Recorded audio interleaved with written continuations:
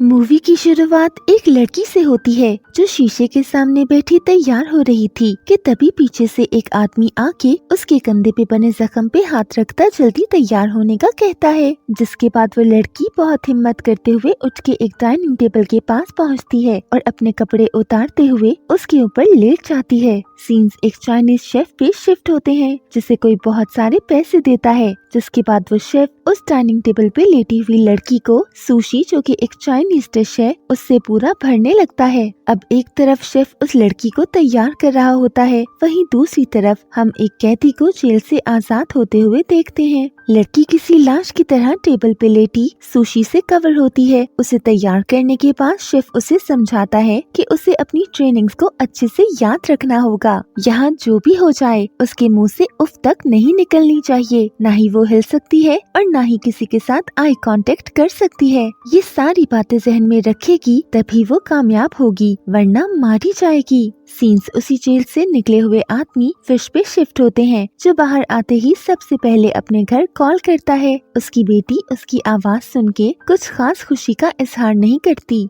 यहाँ तक कि उसकी पत्नी तो आवाज सुनते ही फोन बंद कर देती है, जिस पर फिश को दुख तो बहुत होता है, पर शायद वो इसके लिए पहले से ही तैयार था। बाहर जाते ही कोई आदमी फिश का पहले से ही इंतजार कर रहा था, जिसे देख फिश थोड़ा परेशान तो होता है, पर कोई ऑप्शन ना होने पर चुप करके उसकी गाड़ी में जाके बैठ जाता है। फिश उस आदमी को कुछ समझाने की कोशिश कर रहा था। उसका कहना था कि उसने तो किसी का नाम नहीं लिया, ना पुलिस के आगे अपनी जुबान खोली, फिर अब ये लोग उससे क्या चाहते हैं। पर वो आदमी उसकी किसी भी बात का जवाब देने के बजाय बस चुपचाप गाड़ी चलाता रहता है। इसके बाद हमें ड्यूक और क्रो नामी दो आदमी दिखाए जाते हैं, जो तेज बारिश में एक सुनसान और शहर से दूर बिल्डिंग में मिलते हैं। दोनों ऐसे बात कर रहे थे जैसे चड्डी बड्डी फ्रेंड्स हो। क्रो को ये जगह कुछ खास पसंद नहीं आती, पर ड्यूक का कहना था कि वो जल्द ही इसे एक बहुत कमाल चाइनीज रेस्टोरेंट में बदल देगा। क्रो को उसकी बात पे यकीन नहीं आता, तो ड्यूक उसे उस हिस्से में ले जाता है जहाँ रेनोवेशन हो चुकी थी, और वो वही डाइनिंग टेबल वाला रूम था जहाँ टेबल पे लेटी लड़की को कपड़ों की जगह सुशी से भरा देख क्रो का तो दिल मचलने लगता है। क्रो का सारा ध्यान काम की बातों से निकल के उस लड़की की तरफ चला जाता है, पर ड्यूक अभी उसे उसके जज्बात पे काबू रखने का कहते हुए उसके साथ ड्रिंक करने पे लगा देता है।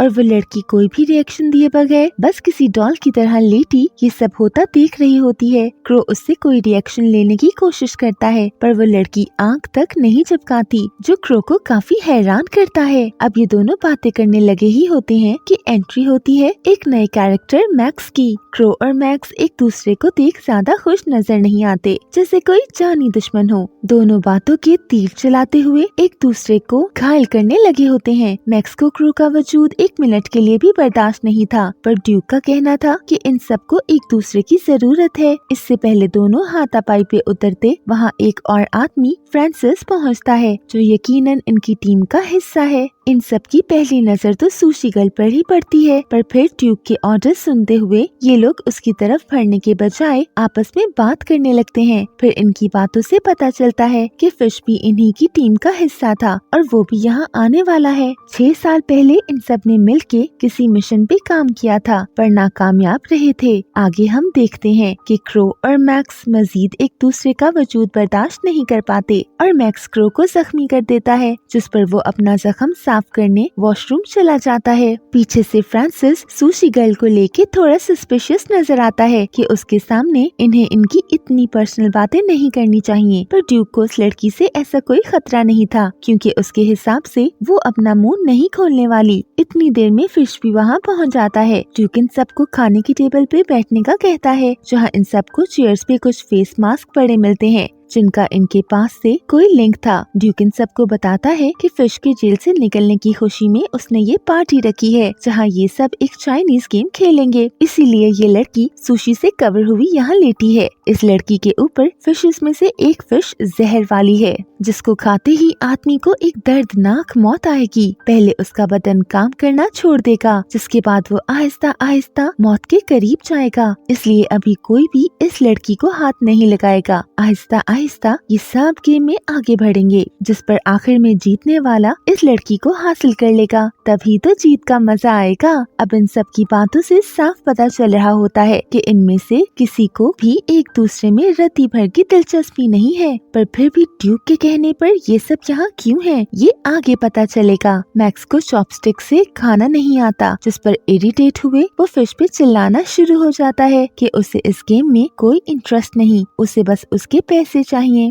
पर ड्यूक उसे काम डाउन करता बिठा देता है और सबको बस खामोशी से खाने का मजा लेने का कहता है, जिस पर फिश उसे कहता है कि उसे नहीं पता पैसे कहाँ हैं। उसने जेल में टाइम भी गुजारा और अपना मुंह बंद रखते हुए इन सबको बचा लिया। अब वो मजीद इससे क्या चाहते हैं? वो और कुछ नहीं चाहता और बस वापस घर जाना चाहता है, लेकिन कोई उसकी बात को सीरियस नहीं लेता। फिश के खामोश ना रहने पर ड्यूक उससे डायरेक्ट होते हुए पैसों का पूछने लगता है, पर फिश का जवाब अभी भी यही था कि वो कुछ नहीं जानता और वो बैग पुलिस ने ले लिया था, इसलिए उन्हें उसके पीछे टाइम जाया करने के बजाय पुलिस के पीछे जाना चाहिए। और बस यही रोता रहता है कि उन सब की वजह से उसके पीछे 6 साल जाया हो गए। फिर भी वो सब उस पे शक कर रहे हैं क्योंकि लास्ट बैग उसके पास था और न्यूज के हिसाब से पुलिस के पास बैग आने से पहले ही खाली था। इसलिए अब ये एक राज है कि इन सब ने 6 साल पहले मिलके जो डायमंड चोरी किया वो कहाँ गए। यही मिस्ट्री सॉल्व करने के लिए ड्यूक ने आज इन सबको यहाँ जमा किया है। गुस्से में आते हुए फिश मैक्स पे इल्जाम डाल देता है और मैक्स तो पहले ही हाइपर किस्म का इंसान है जो फौरन लड़ने के लिए खड़ा हो जाता है। एक एक करते हुए फिश सब पे इल्जाम डालते हुए पॉसिबिलिटी बताने लगता है, पर ड्यूक उसे चुप करवाते साफ साफ सच बोलने का कहता है, वरना अंजाम के लिए जिम्मेदार वो खुद होगा। इसी मोमेंट पे सीन्स पास्ट में शिफ्ट हो जाते हैं, जहाँ ये सारे चोरी करने जाने से पहले तैयारी करते नजर आते हैं। सारे ही अपने मोमेंट में थे, कहीं न कहीं सभी डरे हुए थे, पर इनका ड्राइवर सबसे ज्यादा परेशान था और यही वजह थी कि वो अजीब अजीब बातें करने लगा था जो उसे काम करने के लिए इन सबको सुननी पड़ रही थी। पर तब भी मैक्स और क्रो की लड़ाई और एक दूसरे के लिए नफरत वैसी ही थी। यहाँ ड्यूक सबको उनके स्पेशल मास्क देता है जो पहन के ये सब चोरी के लिए जाएंगे ताकि उनको कोई पहचान न सके। और यहाँ हमें पता चलता है कि फिश इनकी टीम में नया है, जिस पर ड्यूक उसे पूरी तरह ट्रस्ट नहीं करता है, पर अब इन सबको साथ काम तो करना ही था, इसलिए ट्रस्ट करने के अलावा कोई ऑप्शन नहीं थी। फिर भी ड्यूक सावधान रहता है। सीन्स वापस प्रेजेंट में शिफ्ट होते हैं, जहां इन सब ने फिश को जख्मी करते हुए अब बांध दिया था और फिर सवाल जवाब शुरू कर देते हैं। पर फिश के कुछ ना बताने पर ड्यूक उसे टॉर्चर करने के लिए एक टूल बॉक्स ले आता है, साथ वहाँ एक स्टॉप वॉच रखता है जिसका टाइमर बोलने तक हर बंदा अपने तरीके से फिश को टॉर्चर करते हुए उसे मुंह खोलने पर मजबूर करेगा।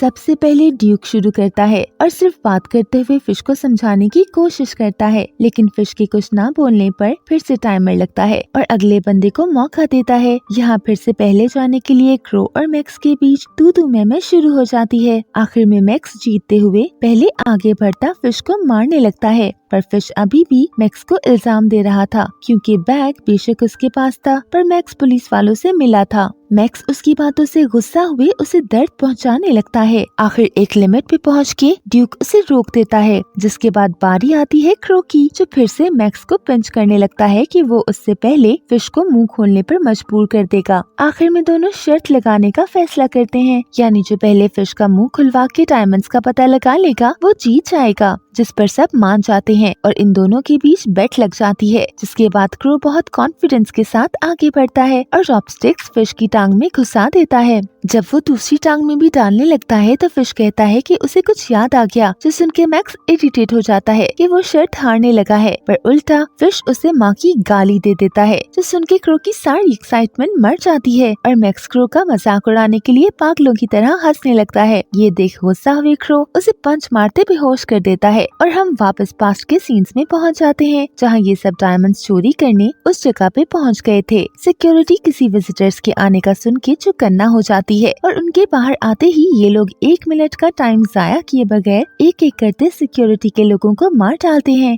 और इनके मास्क की वजह से कोई इनका फेस भी नहीं देख पाता। जिसके बाद ये लोग अंदर जाते हुए अफरा तफरी डाल देते हैं और सबको बुरी तरह डराते अपने कब्जे में करते हुए डायमंड्स मांगने लगते हैं। इसी दौरान में मैक्स एक आदमी का हाथ ही काट देता है और फिर डायमंड्स चुरा के ये सब वहाँ से निकल जाते हैं। यहाँ प्रेजेंट में फिश को वापस होश आता है, जिस पर अब मैक्स की टॉर्चर करने की बारी थी। तो वो वाइन की बोतल लेता है। इससे पहले वो अपना कोई मूव करता ड्यूक फ्रांसिस को जाने का कहता है, पर वो उल्टा ड्यूक को खुद स्टेप लेने का कहता है, जिस पर ड्यूक को उस पर शक होने लगता है। लेकिन फ्रांसिस बात संभाल लेता है। वहाँ मैक्स अपनी सॉक्स उतार के उसमें उस बोतल को डालता तोड़ देता है और फिर उससे फिश के मुंह पे वार करता उसके मुंह को किरची किरची कर देता है। लेकिन बेचारे फिश को कुछ पता होता तो वो मुंह खोलता ना। आखिर इतनी दर्द और अजियत बर्दाश्त करने के बाद कौन चुप रहे, वो भी तब जब वो पैसा उसे कोई फायदा नहीं देने वाला, उल्टा उसकी जान ही लेगा। वहाँ वो सुशी गर्ल वैसे ही लाश की तरह लेटी ये सब होता देख रही थी।